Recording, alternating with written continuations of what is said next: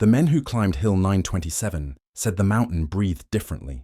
It wasn't wind, not really, just a steady pressure in the air that felt alive, as if the valley itself was holding its breath. Firebase Ripcord was being rebuilt again. The same ridge the engineers had once called unfit for living.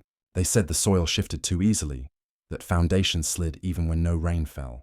But orders were orders, and the helicopters came anyway, lowering crates and timber into the mist. By noon, the sound of hammers and engines replaced the jungle's voice. By night, the hum of generators spread across the dark like nervous heartbeat. No one spoke much about the last crew who'd tried to build here. Most of them were gone or scattered to other units. Still, when the ground gave a faint sigh under the tents, every man paused for a moment, listening to decide whether it was settling Earth, or something else learning to breathe beneath them. They came with the same calm resignation found in men who had learned not to expect the ground beneath them to behave. Most were barely 20, carrying more experience than their faces should allow, sunburned, quiet, and efficient. The orders were clear. Reoccupy Firebase Ripcord, rebuild the perimeter, restore the guns. No speeches were given.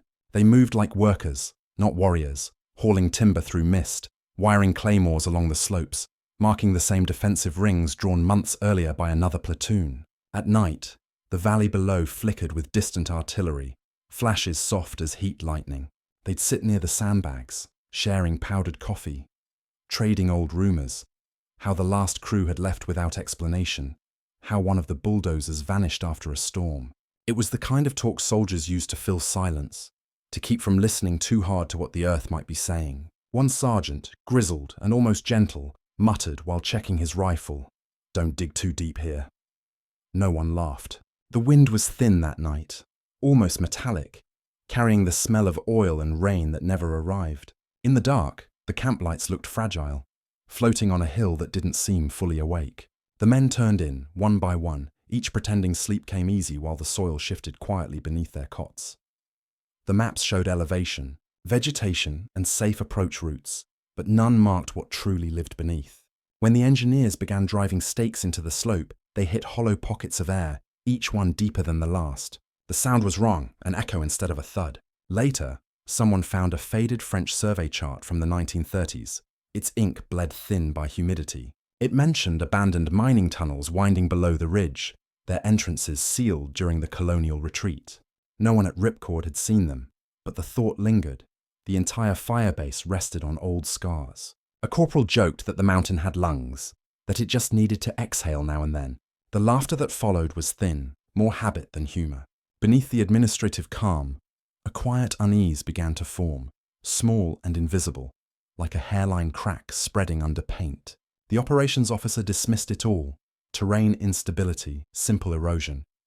But his hands stayed clenched on the map's edges long after the others left. That night, as fog moved over the hill, the ground gave a faint tremor no one recorded. The sound it made wasn't thunder. It was softer, almost polite, like the earth clearing its throat before deciding what to swallow next.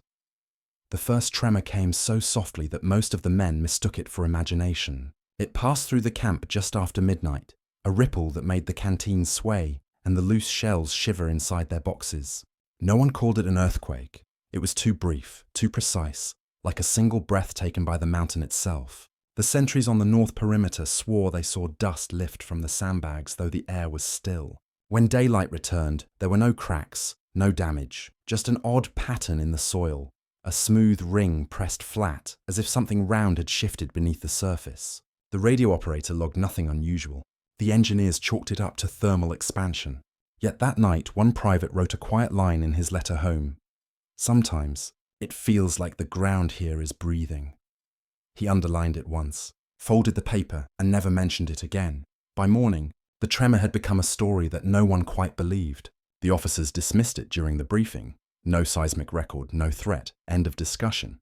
So the men folded the moment into their routines, pretending nothing had happened.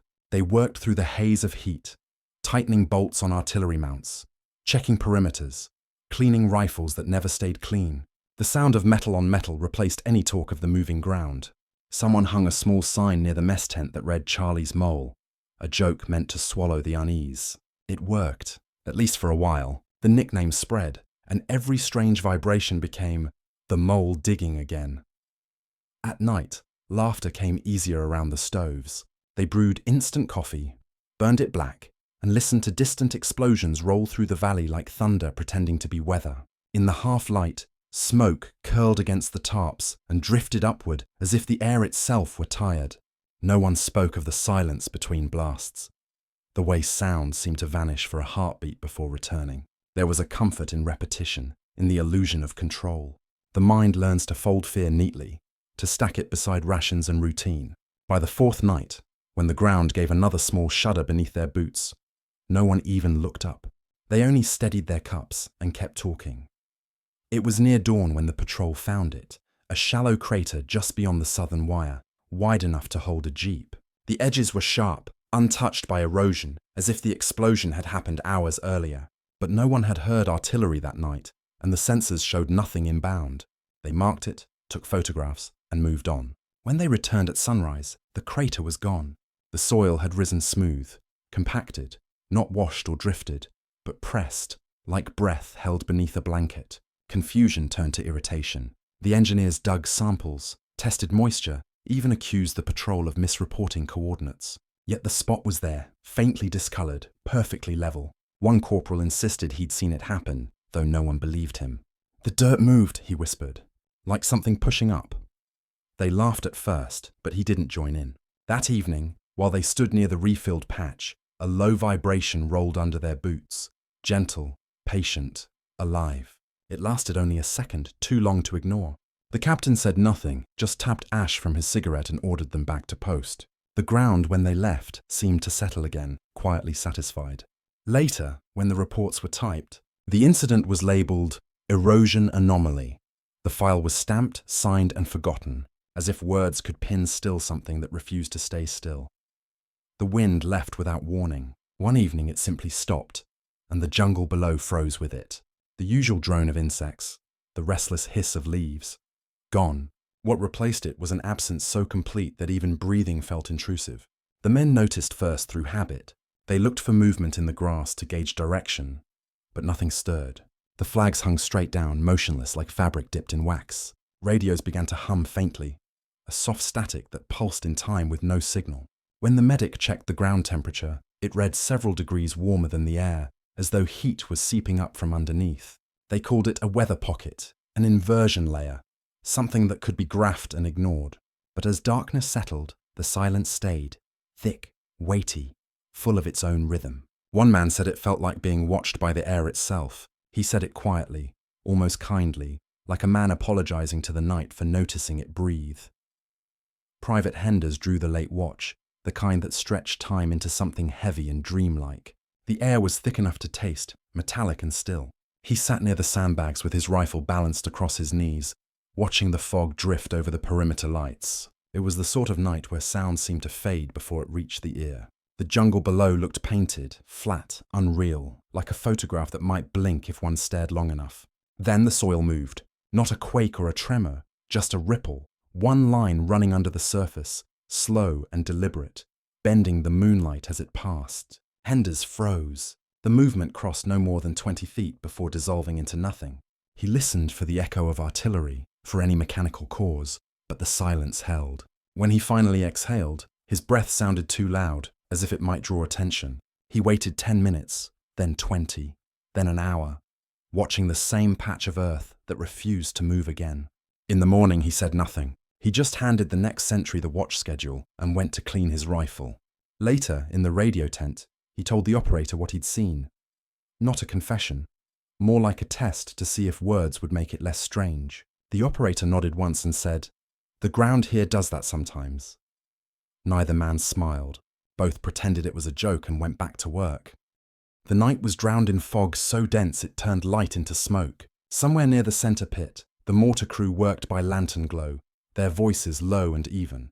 It was routine maintenance: adjust elevation, clean the tube, reset the base plate. Then, without sound or warning, the metal began to sink, slowly at first, then steadily, as if the ground had softened just beneath it. One man reached to steady it and felt the soil give under his palm, warm and pliant, like breath exhaled through dirt. They stepped back, watching in disbelief as the tube slid lower until only its rim showed. Within seconds, it was gone. No splash, no collapse, just absence. The men circled the spot, waiting for something to break the silence. The surface was perfectly level, faintly pulsing with heat. They marked the coordinates, called it in, and waited until dawn. When light finally came, the tube stood upright 20 feet downslope, clean and dry, no trace of soil on its surface. The captain logged the report as equipment displacement via unstable terrain. No one argued, but that evening, as they passed the location again, each man kept his distance. The fog had lifted, but the ground seemed to breathe slower there, as if tired from the effort of pretending nothing had happened. The recon team moved out before dawn, when the mist still hugged the trees like low smoke. Their orders were simple: survey the southern ridge for possible enemy approach routes. By midday, they found something that wasn't on the map: a depression in the slope, ringed with collapsed timbers and rusted metal. When they cleared the brush, an opening appeared, narrow, steep, framed by wood too old for the war they were fighting. The supports were European, the grain thick and blackened by humidity. Inside, the tunnel breathed a deep, damp air that smelled of copper and stone dust. They stepped a few feet in, flashlights grazing the carved initials of long-dead miners, French markings half swallowed by mold.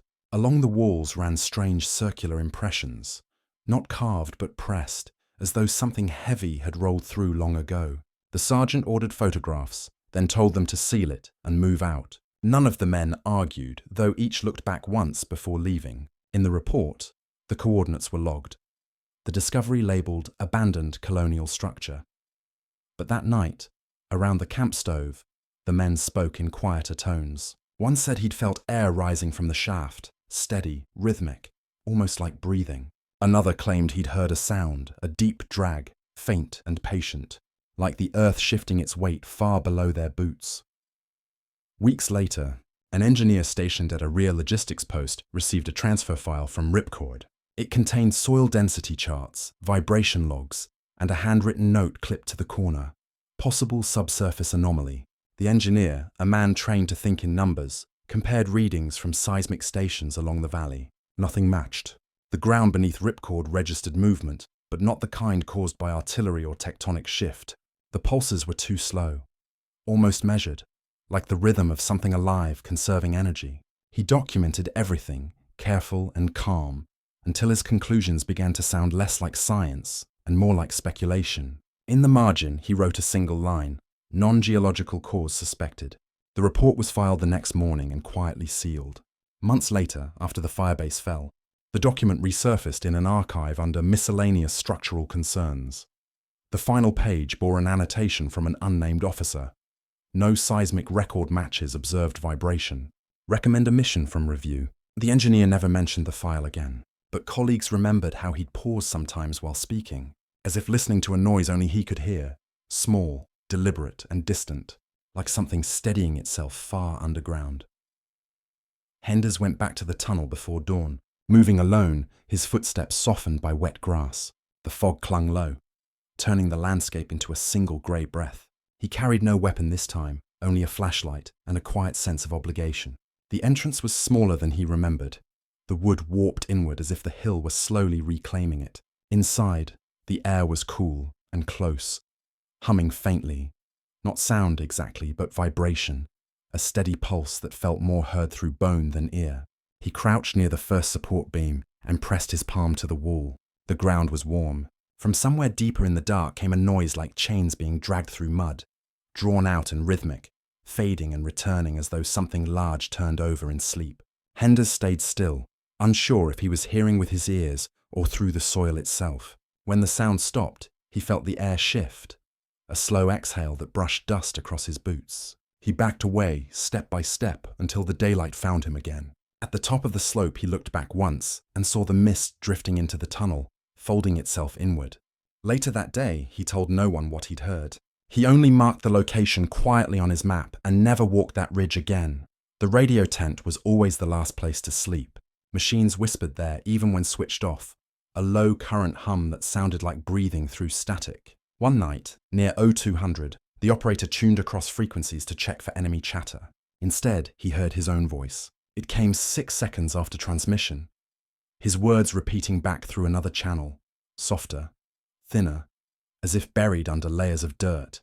He tested again. Same delay, same echo. He called it a feedback loop, blamed bad wiring, but when the equipment chief ran diagnostics, everything read normal.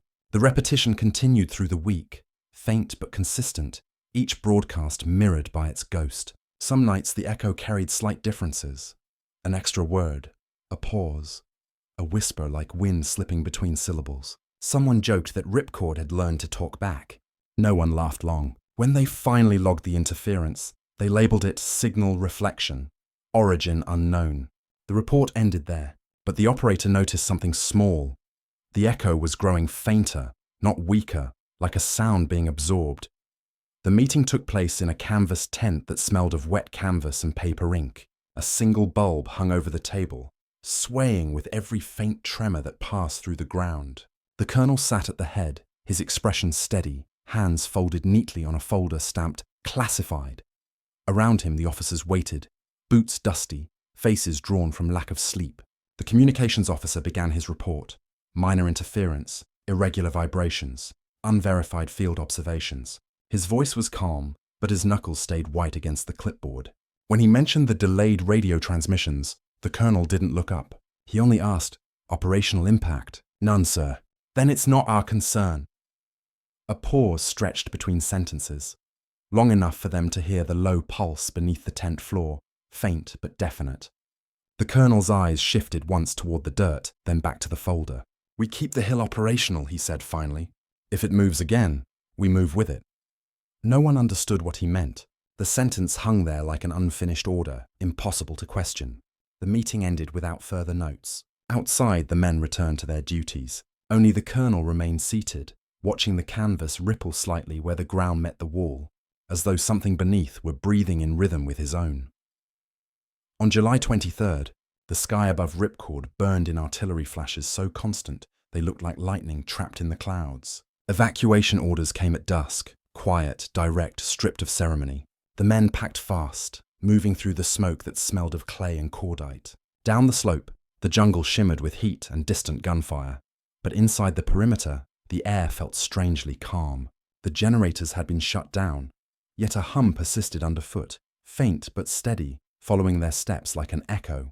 Henders was among the last to leave.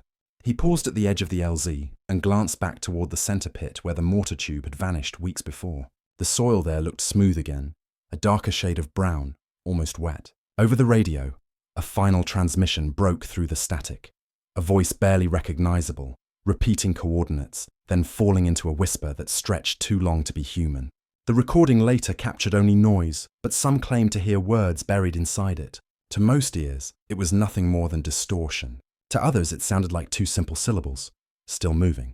When the last helicopter lifted off, the sound faded. The hill was left empty, silent except for that low vibration that came and went like breath, the kind that could only be heard when no one was listening anymore. In the official reports, Firebase Ripcord ended with coordinates and casualty counts. No mention of tremors, no record of strange soil. The line read simply, "Unfavorable terrain conditions contributed to withdrawal." The war moved on, and the hill was left to the jungle. Years later, the documents were declassified, brittle with mildew, their ink faded to the color of old rain. Historians found gaps that made no sense, missing logs, redacted names, references to geological surveys that no archive contained. Among the veterans who survived, few spoke of Ripcord at all. When they did, it was softly, with that distant calm of men remembering a place that still remembers them. One of them, older now, half deaf from shelling, returned decades later.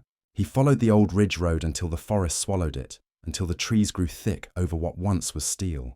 At the summit, he found no trace of walls, only a clearing rimmed with ferns. The air was still, heavy with the smell of wet earth. He knelt, brushed away leaves and felt the ground, warm, steady, faintly pulsing. It might have been his heartbeat, it might have been the hill. For a moment, he thought he heard the murmur of generators, distant and patient, breathing somewhere beneath his knees. He didn't stay long. When he rose to leave, the forest seemed to close quietly behind him, as if reclaiming the memory.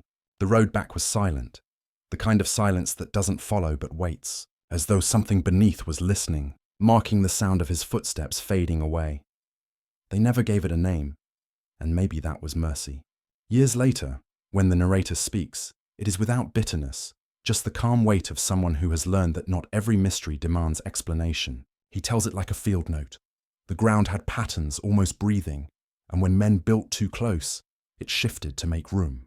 If something lived beneath Ripcord, he says, it never meant harm. It only reminded us we weren't the first to claim this place. The tone is quiet, respectful, the way one might speak of weather or time. The story lingers on what remains, the steady rhythm of earth, the return of insects, the soft hum of growth where steel once stood. Crickets sing where mortars once fell. Grass covers the paths carved by boots that believed the world beneath them was solid. When the wind moves, it carries the scent of rust and rain, and for a heartbeat, the soil seems to breathe again. The narrator pauses before the final words. You can almost hear the night settle around him. The gentle chorus of unseen things living their quiet lives below and above. Some grounds remember who walked over them, he says at last. The recording ends there, fading into ambient noise, wind, faint static, and the long, slow pulse of silence. It feels less like an ending and more like the land exhaling, content at last to be left alone.